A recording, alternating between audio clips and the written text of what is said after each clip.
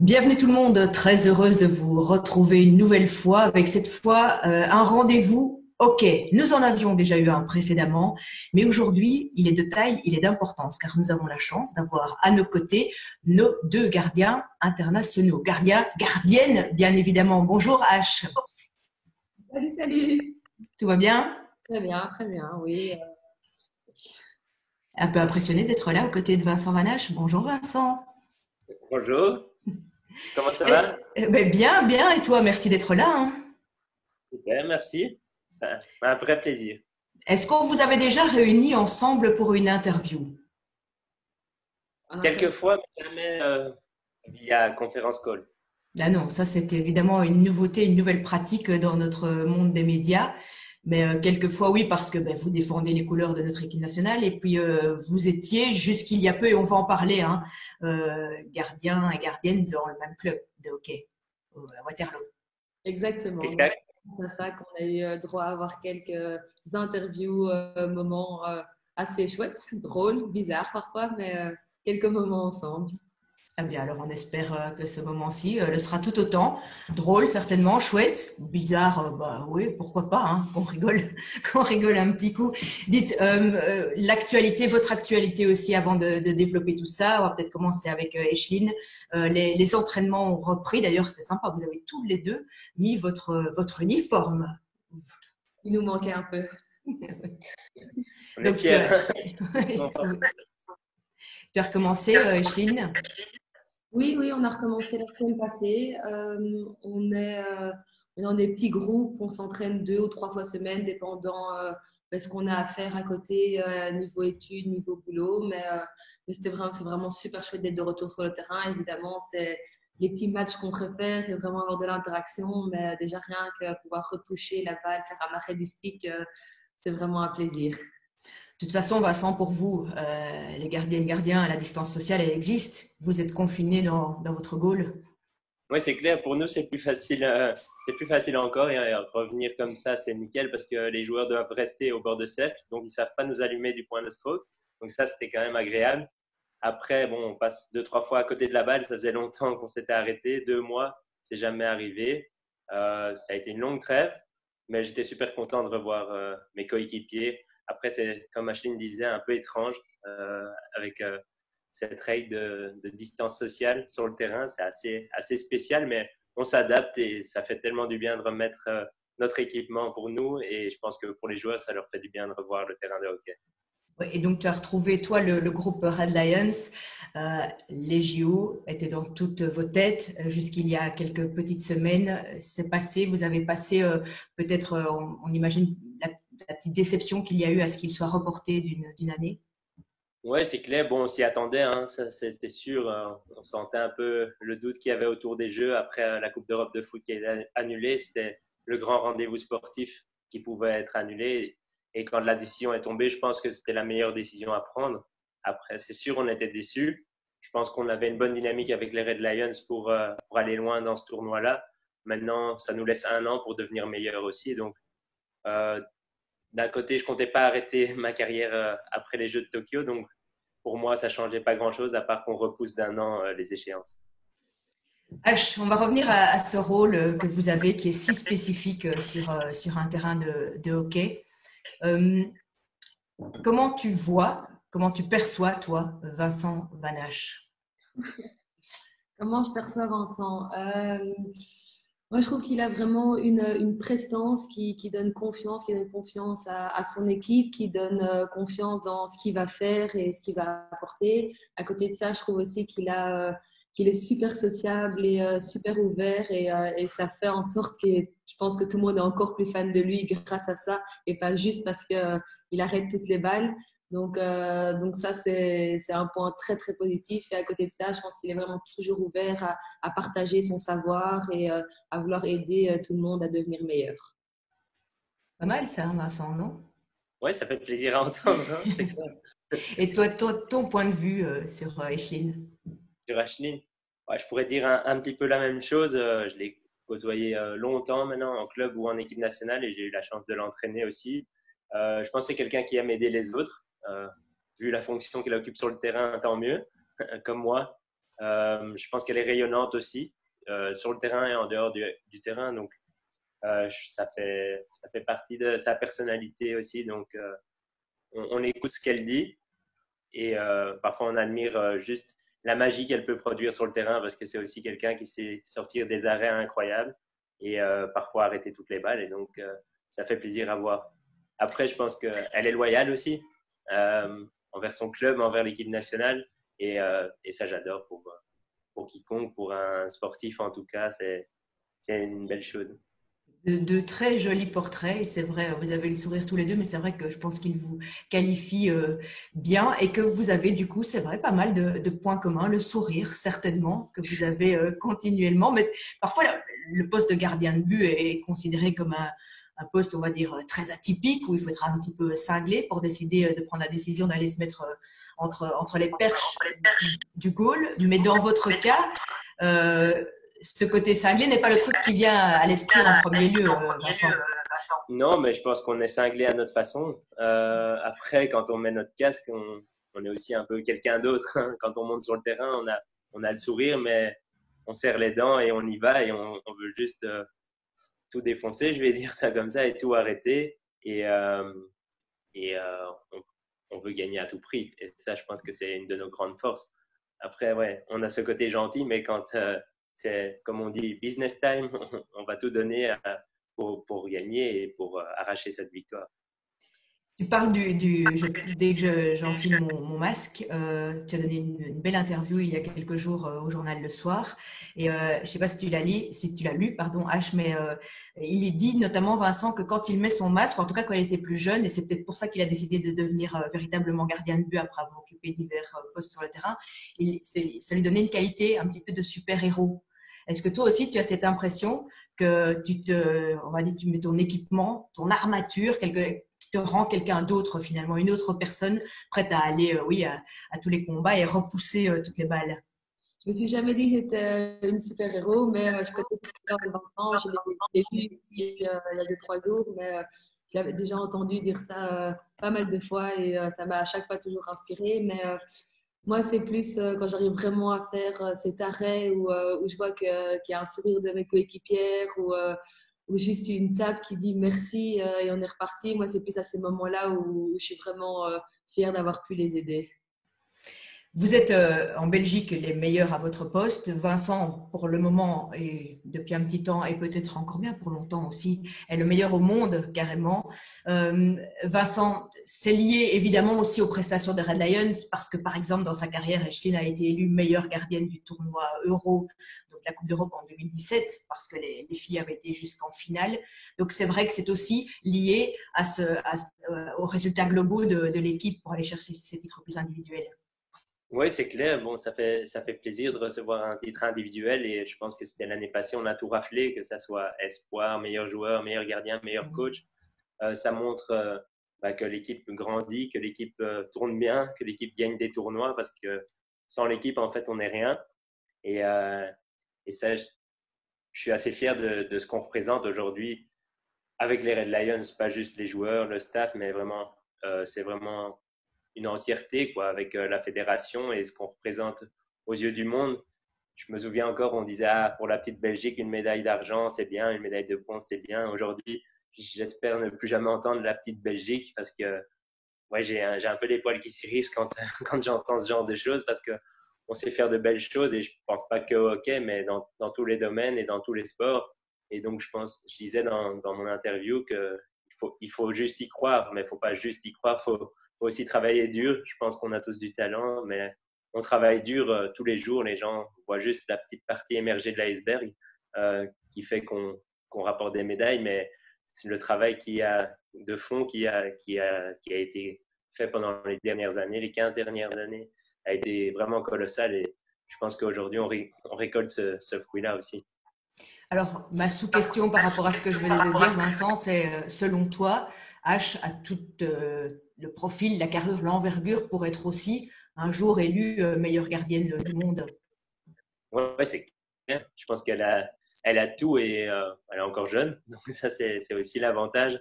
Elle est jeune, mais elle a beaucoup d'expérience et ça, c'est une grande qualité en tant que gardien un gardien, c'est un peu comme un bon vin. Ça bonifie avec le temps. Mais, non, l'expérience fait beaucoup.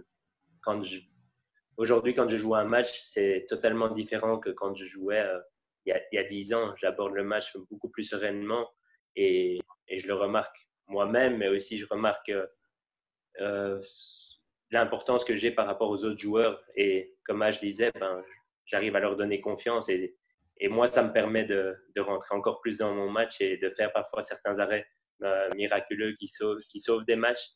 Mais ouais, c'est ça, c'est pour ça qu'on joue à ce poste-là.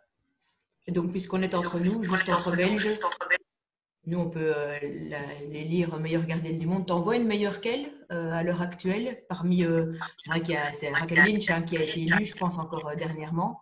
C'est une Ouais. grande et belle gardienne aussi, mais est-ce qu'il y a meilleur? Ouais, mais je pense que je pense que non, mais d'office, elle peut être numéro 1 mondial et de loin, mais elle n'est pas toute seule pour le faire. Et je pense qu'il y a d'autres joueuses qui doivent l'aider et un staff aussi. Et je pense que les Panthères, elles ont tout en elles pour y arriver. Et moi, je serais ravi en 2024 les voir sur le podium. Ça, c'est clair. H, on va en venir à la Pro League, compétition que l'on retrouve encore en rediffusion ici pour le moment sur Vous Sport World, qui normalement devait être eh bien, en pleine activité aussi en ce mois de mai et ce mois de juin pour l'édition 2020, qui est la deuxième édition de l'histoire de cette nouvelle compétition créée par la Fédération internationale dans le but notamment de rassembler, de faire vivre le hockey dans chaque pays aussi pour pouvoir le faire au plus près des supportrices et des supporters. Alors toi, tu l'as vécu édition 2019, l'édition 2020 venait de commencer. Édition 2019, où les filles avaient pas mal presté du tout. Vous avez été longtemps 4e dans cette compétition. Quel est le souvenir que tu gardes comme le principal ? Le principal, si j'en choisir un, je pense que je prendrais notre match contre la Chine à Hucle Sport. Je pense que c'est un match vraiment où elles ont bien commencé, mais où on a directement su prendre leur rythme, parce que c'était après de nouveau une longue période où on n'était pas vraiment ensemble. On a pu suivre leur rythme et puis petit à petit mettre notre propre rythme. Et au fur et à mesure du match, ça se déroulait, ça se passait bien. Et je pense que ce match-là était vraiment un match de référence en termes de qualité de hockey. Et dans ton jeu aussi, à toi ? J'ai fait quelques arrêts que j'aimais toujours. Parce que j'avais notamment revu. Je confirme, elle a fait des bons arrêts parce qu'on a pu voir ce match-là. Et c'est bizarre, mais je savais que tu allais prendre ce match référence en tout cas. C'est vrai que parce qu'il y avait la victoire à côté. Parce que j'avais revu aussi à des matchs, notamment un match qui est peut-être le regret pour vous chez les filles, chez les Red Panthers, c'est le match contre l'Allemagne, en Allemagne, où vous menez et vous perdez en fin de rencontre, et où dans cette rencontre, tu sors aussi 2-3 arrêts classe mondiale. Oui. Si tu me demandais mon pire souvenir, on va dire, de la Pro League 2019, ça aurait été ce match contre l'Allemagne, oui, parce que là, on ne maîtrisait pas le match. Je pense que l'Allemagne jouait vraiment très très bien au hockey, mais on arrivait à rivaliser et à rester dans le match. On est resté longtemps dans le match, mais je pense que ce scénario-là, on l'a déjà eu souvent, de arriver à rester dans le match et pas couler trop rapidement. Mais bon, l'Allemagne a poussé et c'est 2-3 plus erreurs, pas tactiques, mais des erreurs individuelles qui ont fait qu'on n'a pas réussi à garder ce score. Et oui, donc ça fait mal contre une grosse nation. Oui. Vincent, de votre côté, chez les Red Lions, il y avait eu la finale à l'arrivée, mais de ce parcours 2019, tu gardes quoi ? Pour moi, sûrement le match contre l'Allemagne, en Allemagne, parce qu'on a gagné 8-0 là-bas. C'était jamais arrivé, je pense, qu'ils prennent une si grosse claque. Et bon, avant le match, on s'y attendait pas du tout. Et je pense que c'est eux qui ont eu la première grosse occasion qui a atterri sur la latte. Et après ça, on a déroulé. C'était juste incroyable, même à la fin un peu gênant, parce que tout ce qu'on essayait réussissait. Donc, c'était assez hallucinant. On était arrivé en Allemagne 2 jours avant le match. On était préparés, mais ouais, ça a super bien roulé. J'ai pas touché beaucoup de balles, j'avoue, pendant le match, mais ça faisait plaisir de voir à quel point l'équipe tournait bien. Il y a tout de même l'un ou l'autre regret qui te reste ? Oui, c'est clair. La finale perdue, c'est sûr. On perdait 3-0 à la mi-temps. Je pense que ça ne nous est pas arrivé souvent. C'était contre l'Australie. Et on sait contre l'Australie, perdre 3-0, ça va être chaud de revenir dans la partie. Maintenant, si on avait eu 10 minutes en plus, je pense qu'on serait revenu à 3-3, voire peut-être gagner le match directement ou aller au moins au shootout. On l'aurait mérité, je pense. Mais bon, avec des si, on refait le monde. Après, ouais, mon petit regret aussi, c'est que, par exemple, il y a eu des stades dans lesquels on a joué, dont le 8-0 qu'on a gagné en Allemagne, où il n'y avait pas un chat. Il y avait 20 personnes maximum. Peut-être que tout le monde était derrière sa télé ou derrière son écran, mais en tout cas, ce n'était pas le but, en tout cas, quand je pense, de la Fédération internationale quand ils ont organisé cette Pro League. Ce qu'elle apporte, la compétition, peut-être H pour commencer, ce qu'elle vous apporte, parce que donc c'est un rassemblement de ce qui était avant des World League, demi-finales de World League et Champions Trophy. Elle est intéressante. Vous avez la chance, en plus, les Red Panthers, d'y participer, alors que votre ranking, normalement, ne vous le permettait pas. Mais vu que certains se sont désistés, vous en faites partie. La fédération vous a soutenu aussi pour participer à cette compétition. Oui, oui, oui. Déjà, on a beaucoup de chance de pouvoir faire partie de ces matchs-là. Après, comme Vincent disait là tantôt, c'est pas vraiment facile pour les clubs, pour notre championnat. Mais d'un autre côté, nous, au niveau international, ça nous donne l'opportunité d'avoir plein de matchs à haut niveau, d'essayer de garder une espèce de constance ou un niveau assez bon pour pouvoir jouer cette Pro League qui dure quand même 6 mois.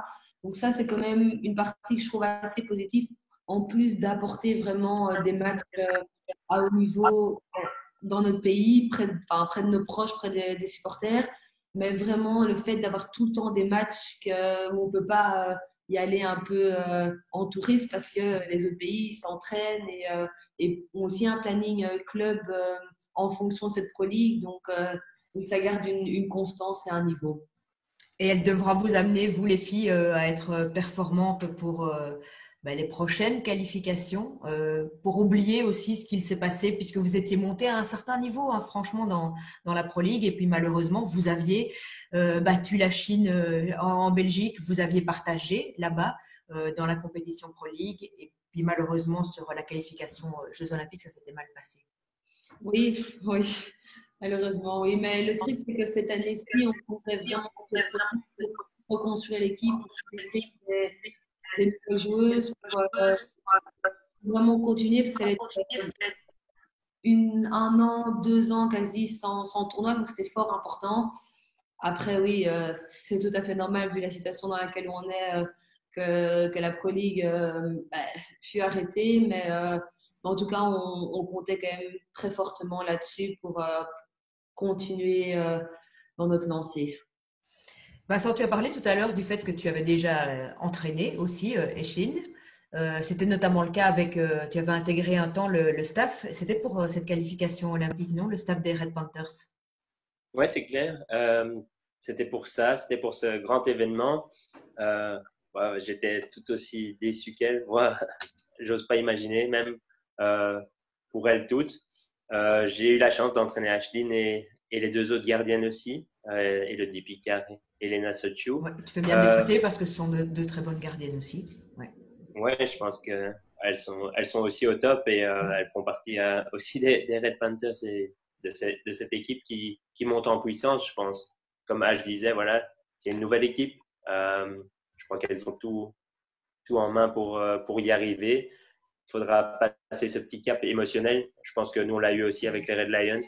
On gagnait jamais contre l'Australie et un jour, on a eu un déclic en gagnant un match de préparation. Et depuis ce jour-là, il y a toujours match contre eux. Donc, ça va être mentalement qu'il faudra peut-être passer ce cap. Après, ouais, j'ai eu la chance de côtoyer le staff des Red Panthers à ce moment-là.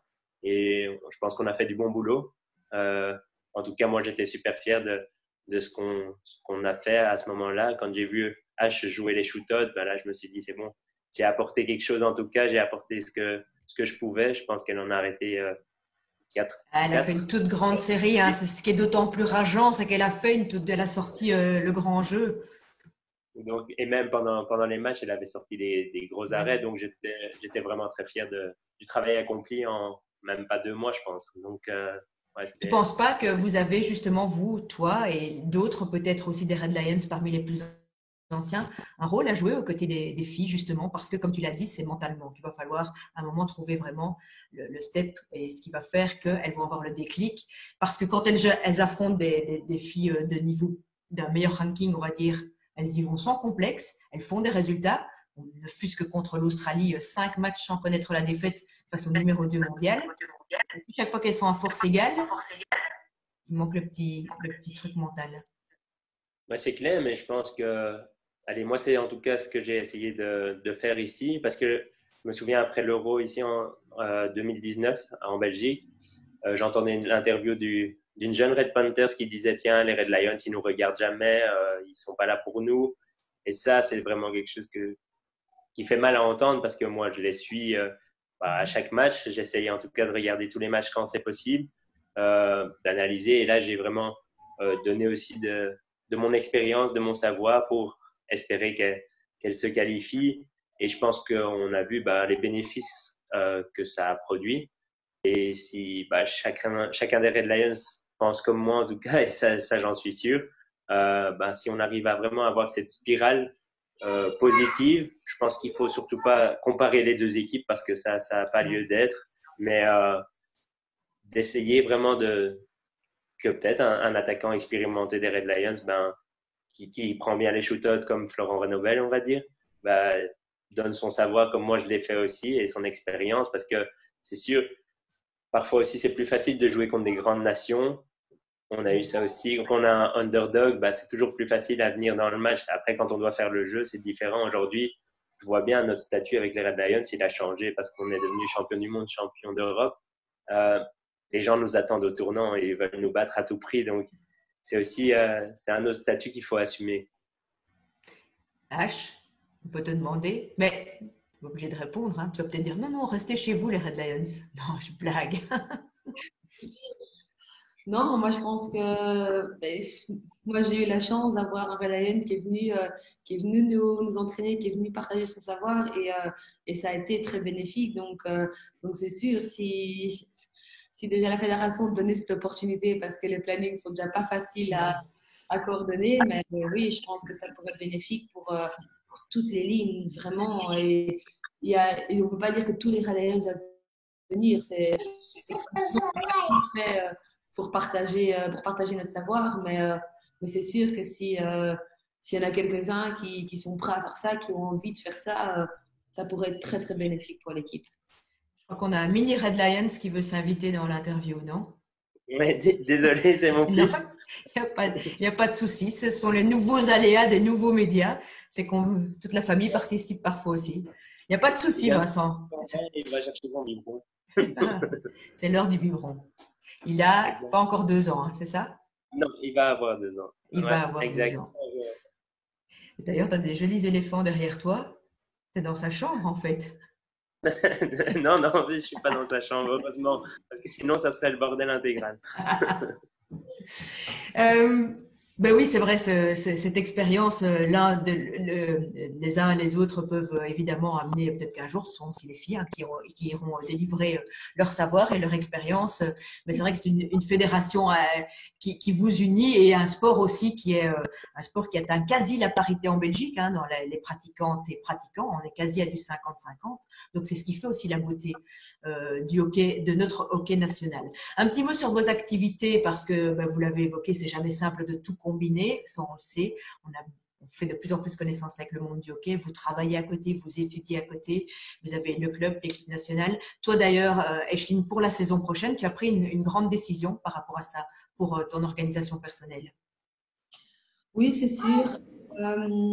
J'ai pris la décision de prendre une pause au niveau du club pendant 1 an. C'était pas une décision facile à prendre, mais ça a été une décision que j'ai commencé à réfléchir à propos de ça après la non-qualification pour les JO.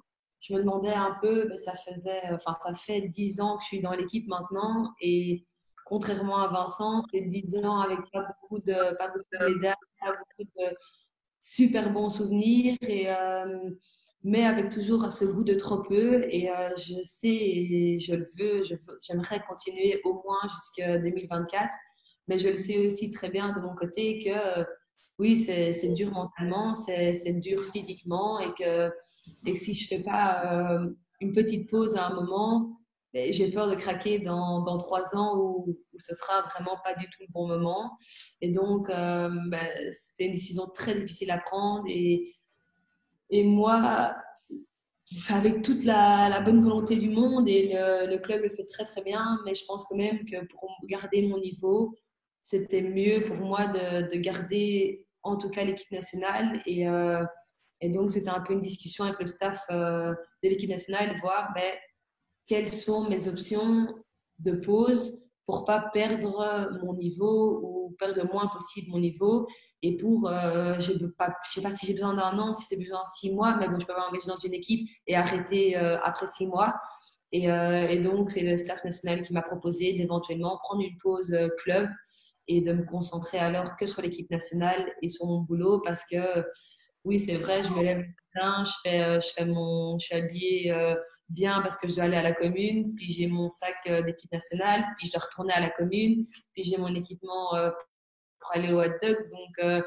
Donc oui, c'est vraiment un planning. Je sais qu'il y a beaucoup de personnes qui le font, mais là, tout de suite, j'avais besoin d'un peu souffler parce que physiquement, ça devenait vraiment beaucoup. Alors, rappelez que tu as été élu et donc que tu es échevine des sports à la.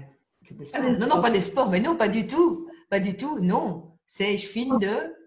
mais j'ai la santé, la prévention, la petite enfance, la famille.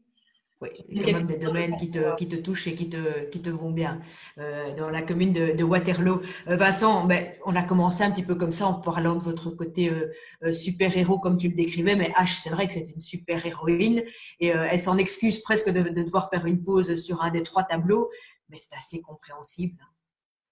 Ouais, c'est clair. Et puis, bon, il y a un moment, faut avoir un bon équilibre et je pense que faut surtout pas aller trop loin et faut pas que le vase déborde parce que sinon, on n'en peut plus et on veut plus mettre nos guêtres, on veut plus aller sur le terrain et je pense que mentalement, c'est ça qui est difficile, c'est d'avoir un bon équilibre entre notre famille, notre boulot, le hockey qui prend vraiment beaucoup de place.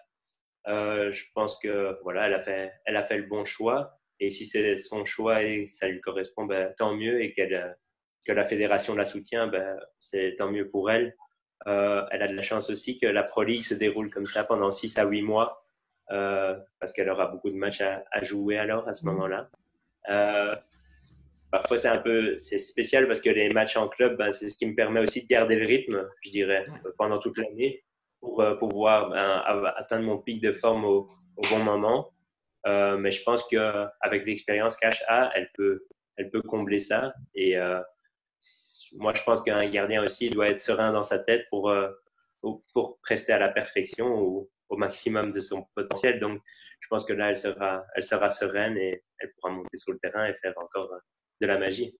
Ouais, ah bah oui, c'est ça. C'est donc la décision la plus logique, comme tu dis, pour être frais dans la tête. Et c'est de là que ça part, évidemment. Hein. L'un ne va pas sans l'autre, bien sûr, mais il faut cette fraîcheur-là pour pouvoir prester au plus haut niveau. Et pour toi, le plus haut niveau, justement, bah, c'était sans doute pas totalement voulu avec le décalage Jeux Olympiques sur l'année d'après, mais tu seras à l'étranger pour la saison prochaine, en club. Ouais, ouais, je vais jouer en Allemagne à partir de septembre maintenant. Voilà, j'avais besoin d'un nouveau challenge, quitter le championnat belge.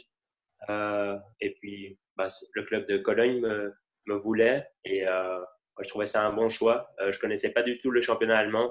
Moi, j'aime bien un peu de sortir de ma zone de confort aussi. Ça me permet de me booster et de voir autre chose. C'est sûr que c'est une année olympique, donc c'est un peu spécial, mais les Allemands, ils sont assez proactifs et une semaine avant la décision officielle que les Jeux allaient être déplacés, ils m'avaient appelé pour savoir si ça changeait quelque chose pour moi. Et moi, j'ai dit non, ça change rien du tout. Ils ont dit super parce que nous, on veut absolument. On aménagera ton emploi du temps, en tout cas ici à Cologne, en fonction des Red Lions pour que tu arrives à gérer les deux côtés. Et donc, c'était vraiment allez, super bien organisé, à l'allemande, je vais dire. Et, non, je suis ravi de faire ce pas-là et j'espère gagner un titre avec eux et puis aller loin avec les Red Lions. C'est un des tout bons championnats, j'imagine, niveau européen. Ben, il y a évidemment le championnat hollandais, dont on parle beaucoup, le championnat belge aussi, qui est à un certain niveau, vu la qualité des joueurs et des joueuses qui y prestent. Mais en Allemagne, c'est du très haut niveau aussi. Ouais, c'est du très haut niveau aussi. Je pense que quand on voit le HL, l'Euro Hockey Oui. League, ils terminent toujours dans le dernier carré, en finale, voire champion. Donc, je pense que c'est un bon choix. Le championnat allemand va sûrement m'apporter quelque chose en plus. Je pense que bah, pour ce club-là, ça va être top. Je les ai battus avec le Wadux justement à la finale de l'EHL. Donc, c'est peut-être là que je me suis montré après la demi-finale à l'Euro quand j'ai vu cette main. Je pense que Bah, tout le monde connaît Vincent Vanache quand même, hein, pas besoin de faire la finale. mes coéquipiers maintenant, donc ça va être assez spécial, mais c'est chouette de voir vraiment une autre culture et voir comment ils pensent. Parce que comme je disais, c'est vraiment l'inconnu pour moi. J'ai joué en Hollande, en Belgique, ben, j'espère gagner un titre là-bas et alors d'avoir fait un titre dans les trois clubs. Et donc, du Dans coup, les tu vas trois. devoir aussi combiner et la vie privée, familiale, et les Lions et Cologne. Ouais, Et c'est encore clair. autre chose? Non, pour l'instant, c'est tout parce que je joue que au hockey parce que j'ai pas le temps de faire autre chose, mais j'ai étudié la kiné à Oui. côté de ça, mais ce sera pour après, après ma carrière. Non, c'est une organisation un peu de tous les jours, mais heureusement, j'ai une femme qui me soutient ici. On dit que derrière tout grand homme, il y a une grande femme. Ben, c'est vrai et je pense que l'inverse aussi. Mais non, c'est clair, je vais rouler un peu plus parce que Cologne, c'est 2 heures de route de Bruxelles. Mais, euh, mais ça va aller. Faudra bien gérer, prendre son temps aussi pour se reposer.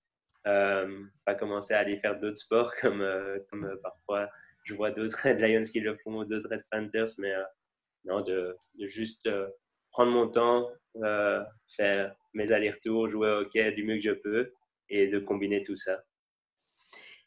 Toi, ben justement, puisque Vincent parlait de toute l'organisation familiale que ça demande, le fait aussi de vivre aux côtés de Guillaume François, un joueur de foot, ça permet aussi, peut-être encore plus dans cette période où vous avez pu vraiment vous retrouver. Avec les agendas, ce n'est pas simple habituellement de passer de nombreuses heures ensemble. D'abord, ça se passe bien, ça va. Ça se passe très bien, oui. On peut vous suivre d'ailleurs notamment sur Instagram, sur les réseaux sociaux, on voit que ça se passe bien. Mais finalement, oui, c'est ça, c'est un avantage de pouvoir travailler le physique côte à côte. Ben oui, bon, le confinement est certainement pas facile, mais au final, nous, de notre côté, on n'a jamais passé autant de temps ensemble que depuis ce confinement. Je pense que nos plannings font qu'on a la chance d'habiter dans la même maison parce qu'on est obligé de bien retourner ici le soir. Mais non, c'est vraiment pratique et très, très chouette de pouvoir faire nos sports ensemble. J'avais reçu un programme physique d'équipe nationale et lui de son club, et donc on comparait un petit peu et on essayait de faire le planning qui ressemble le plus possible à nos deux plannings respectifs. Donc non, vraiment super chouette, super pratique. Et après, j'ai aussi des voisins qui ont un planning physique très, très similaire parce que Gauthier Bocard est donc mon voisin. Et donc, c'est vrai que c'est pratique pour se motiver à faire le sport tous ensemble. Et c'était pas mal. Voilà ce qu'il faudrait en fait, le village Red Panthers, Red Lions. On vous réunit tous ensemble, en famille évidemment, hein, chacun, ça tournerait pas au Club Med. Hein. Non, bien sûr que non. Allez, c'était bien sympa en tout cas de passer ce moment en votre compagnie. On imagine que oui, la reprise, les championnats, on n'a pas encore de date évidemment. Vous êtes encore plus en attente que nous, hein, nous les observateurs et les spectateurs, spectatrices de tous vos exploits. Mais ce sera une année de toute façon qui vaudra encore la peine certainement puisque 2020 vous emmènera vers 2021 aussi, Vincent. Oui, c'est clair. Je pense que ça vaut la peine et il faudra continuer à nous suivre. Et bon, une année riche en sport, je pense. Et, ça va être un gros planning en tout cas pour les Red Lions, les Red Panthers avec Pro League, Coupe d'Europe, puis Jeux Olympiques. Je pense que ça va être chargé.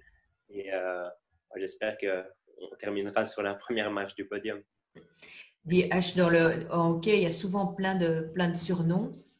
Celui de Vincent, il lui va bien, non? Il va très bien, oui. Tu peux nous le rappeler? Ouais, déjà, il en a 1000, mais bon, avec The Wall, Papa Allé dans le passé, Vinchou. Ah, Vinchou. celui-là, je ne le connaissais pas. Qu'est-ce que tu as dit avant, Vinchou? Papa Allé. Papa, allez. C'était pour? Vincent, tu l'expliques? Non, c'était en moins de 21. Je pense que c'était John Verdusson qui m'a donné ce surnom-là parce que ça venait un joueur de football américain qui avait qui a une enfance assez difficile et qui avait percé dans le football américain et il trouvait que je lui ressemblais, donc il m'a appelé Vince Papal. Voilà. Donc, c'est une collection. Mais moi, j'étais sur The Wall et Vinny Chou parce que mais vous avez été tous les deux Chou aussi. Hein. Et c'est vrai qu'il y a Ash, Van Ash. Oui, c'est vrai, il y a encore un point commun. Hein. Ben, en tout cas, un très grand merci. C'était bien sympa de passer ce moment en votre compagnie. On vous souhaite le meilleur. Continuez à nous faire vibrer parce que vous nous faites vibrer régulièrement, notamment avec les équipes nationales sur Vous Sport et sur Vous Sport World. À bientôt, Vincent et Chéline. Merci, à bientôt. Bye bye. Salut.